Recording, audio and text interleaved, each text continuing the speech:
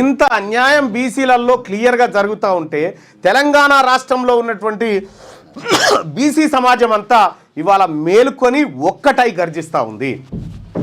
ఇలా మేమెంతో మాకంతా, మేము మీ సొమ్ము అడగట్లేదే, మీరు తింటున్న సొమ్ము మేము అడగట్లేదు, మీది మీరు తినండి, కానీ మా తలలోంచి మా కంచంలోంచి మీరు ఎత్తుకపోయి తింటా ఉన్నారు చూడు, అది మా కడుపు బాధ, అది మా గుండె కోత.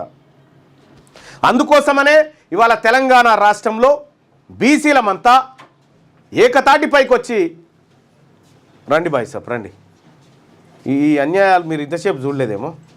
సో ఇక్కడికి వీళ్ళు వచ్చిన వాళ్ళంతా ఉత్తగా రాలే, రాజ్యాధికార పార్టీలో భాగస్వాములు అయిదామని బీసీల రాజ్యం కోసం బీసీల ఆత్మగౌరవం నిలబెట్టడానికి వచ్చిన పోరాట యోధులు వీళ్ళంతా. సో కాబట్టి బీసీల ఐక్యత వర్ధిల్లాలి.